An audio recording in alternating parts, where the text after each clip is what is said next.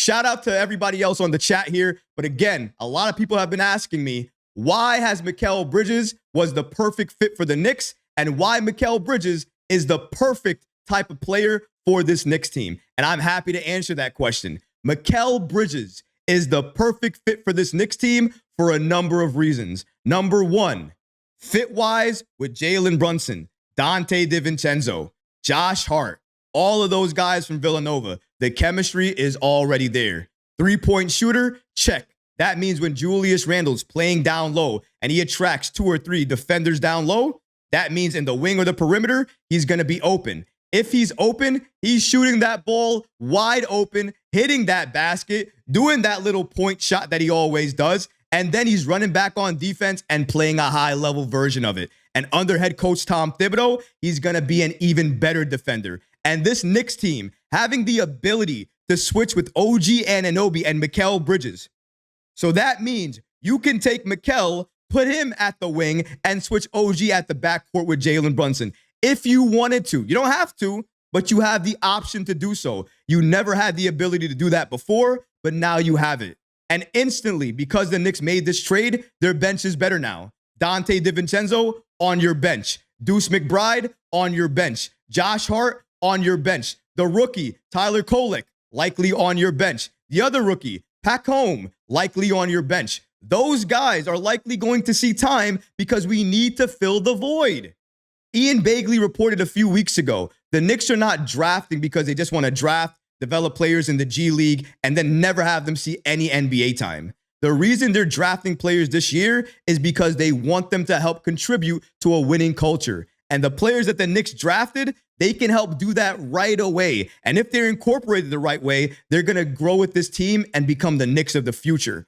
That's what Leon Rose wants. That's what this Knicks team wants. That's what everybody in New York wants. That's what I want too. And the Knicks are taking the steps to build that legitimately. And they're doing it by adding quality players like Mikal Bridges, doing it by drafting quality players like Tyler Kolek. And these are the type of moves you need to make as a competent front office. Leon Rose, he has turned this Knicks team not only from laughingstock to contender, but every single NBA insider in the entire league is looking at the Knicks and looking at them as one of the powerhouse teams in the entire NBA, led by Leon Rose. A couple of years ago when he joined, everybody questioned whether a former agent could get it done.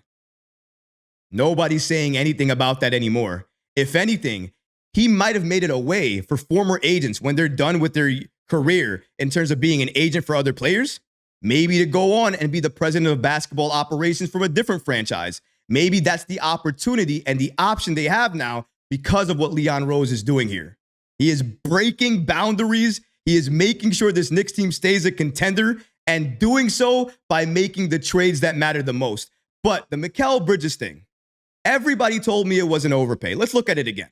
Again, when we look at it on the face of it, it looks like an overpay. This was the trade that was announced, and I want to go ahead and break it down. The Knicks got back a second-round pick in 2026 from the Brooklyn Nets. That's not really talked about a lot, but I want to mention it. And they obviously got back Mikal Bridges, the star of this entire trade. And then the Brooklyn Nets, they got Bojan Bogdanovic. They got 4 first-round picks unprotected from the Knicks, a 2025 first-round pick from the Knicks via Milwaukee, top 5 protected, a 2028 first-round pick swap, and a 2025 second-round pick. That was the deal that the Knicks agreed to get Mikal Bridges on this roster. Looking at it just like this, yes, a little bit of an overpay. But as we just mentioned, the picks that the Nets got are likely going to be in the 20s. Now, maybe they'll get lucky and they'll draft somebody very impactful, very good at the 20 position. But you know what? History will tell you it's very difficult to find very good superstar level talent at that position at number 20, 21, whatever our pick is going to be at that point in time. So I'm not worried about that. The only pick I'm worried about is the 2031 pick, because the 2031 pick, it's so far away that I don't know what this Knicks team is going to look like. I don't know the players we're going to have. And just because of that, it scares me a little bit. That's the only pick that worries me. Other than that, the rest of this trade, I understand, I agree with, I support it. It is an overpay. I can admit that. Some people just can't admit when something is what it is. I can. It's an overpay for Mikal Bridges, but it's a necessary overpay that they needed to make. He is the perfect fit. He was the ideal trade target. Every single person in the league knew the Knicks wanted him, Devin Booker, and Donovan Mitchell. But as it became more or less obvious that the Suns were not going to trade Devin Booker, it became more obvious that Donovan Mitchell was going to re-sign with the Cavs. Where are you looking at that point? You're really looking at one particular player, Mikal Bridges, because Leon's now is looking at fit. We're not looking at every star available anymore. That's not the goal. We're looking at potential stars available and their fit for this team, what they're making, and how it's going to help contribute to this roster moving forward. Will it break away my core? Will it take away from my team? Mikal Bridges, the way we added him, it didn't take away from anything. And once we re-sign Isaiah Hartenstein, you'll see the Knicks were able to retain most of their core and also add players to it that help us become a championship contending team. I've never seen it before. I don't know if I'll ever see it again. That's why I'm just giving him so much praise, him being Leon Rose, and also just watching in patience, watching and seeing what the next move is going to be, what the next contract offer is going to be, who the next player the Knicks sign are going to be, because I really don't know exactly who that's going to be. But if I know Leon Rose and I understand who he is, especially looking out for this Knicks organization and what's best for us, all I can think is trusting him in his judgment and not rushing to anything, not thinking to myself, well, he did a lot of these moves. They don't make sense to me. I'm going to start questioning it and start talking bad about him. I'm not going to do that because Leon has proven to me time and time again that when I trust him, he rewards that trust with a significant move. He did it with OG. He definitely did it with Mikal Bridges. He did it during the draft with Tyler Kolek, and now he's going to do it again. Mark my words on that. You think the Knicks are done? Do you think the Knicks are done with the moves, all the additions, all the players that they're looking to add to this roster? Not even close. They have other moves to make, other decisions to make, and other players to target. And I know free agency, there are a lot of names that want to come to the Knicks. And those players that maybe want to come to the Knicks, they would never accept a vet minimum anywhere else. But they will for New York because New York is attractive again and we are a legit NBA contender again. We did that because of Mikal Bridges and this deal that we got. Remember our odds, 16-1 before Mikal Bridges, then 10-1. And then after all the moves we did on draft night, 8-1. You don't get to those type of odds in Vegas unless you're making significant moves. And that's exactly what this Knicks team did. Going into this next slide here, as you can see, Knicks video gave us the following information. They state the Knicks 8-man rotation is looking dangerous, and it is. As of right now, it's looking like it potentially could be Jalen Brunson, Mikal Bridges, OG Anunoby, Julius Randle, Dante DiVincenzo, Josh Hart, Mitchell Robinson, and of course, ending it out there, Deuce McBride. But let's go ahead and continue here into this report from Steph Bondy of the New York Post, explaining why Mikal Bridges was the perfect fit for the Knicks and why his role here is as an elite role player. According to Steph Bondy, to be clear, Bridges is more than a role player. He's an elite role player. In Phoenix, he was a championship contending role player. He can create for himself enough to have his number called on. And in the half-court set, Bridges can probably get his own shot as well, too. But Bridges isn't going to get priority over Brunson as well. And that's why they made this deal.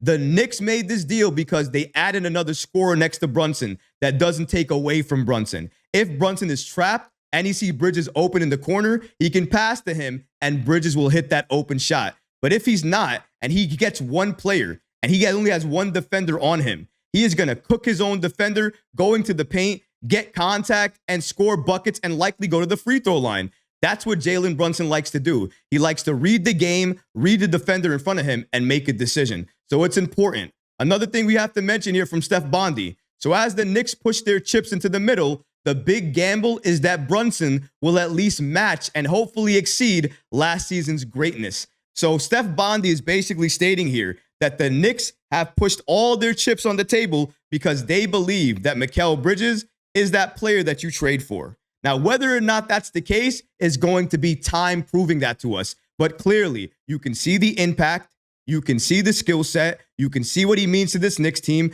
Steph Bondy already stated that Jalen Brunson and everybody around him is basically believing now that Jalen's the superstar and all the other players around him are helping the superstar. That's exactly what we just heard from Steph Bondy of the New York Post, a great NBA insider. That's going to influence the moves they make. That's going to influence the players that they add. That's going to influence all the things they do as a president of basketball operations if you're Leon Rose.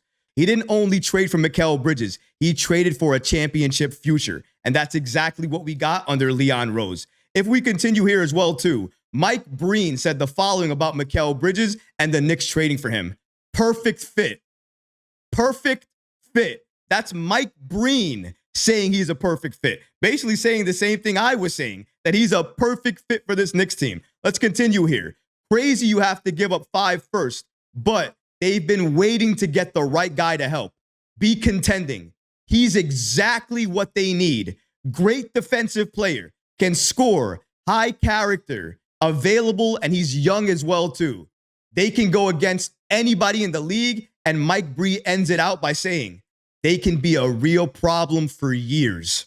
That means if you're going up against the Knicks, you're going to have to take on a Mikal Bridges, OG Anunoby type of combination with Jalen Brunson and potentially even Julius Randle for the next 4 to 5 years while we're contending for a championship.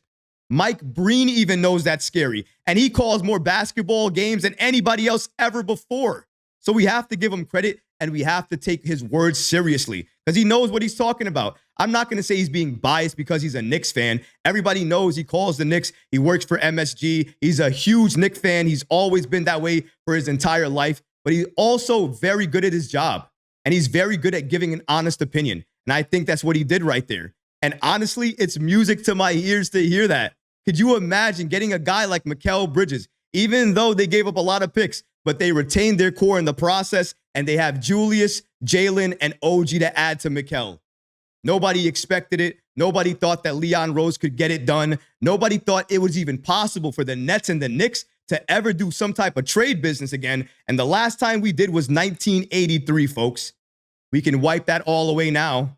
Last time we did a trade, 2024. It all resets again. Who knows? Maybe the Nets and the Knicks will become great trade partners now. Times are changing. The team to be in New York is the Knicks. If you enjoyed these clips from the live show, be sure to subscribe to the channel and have notifications turned on so you don't miss any new episodes or when we go live. Thanks for watching, Knicks fans, and until next time, peace.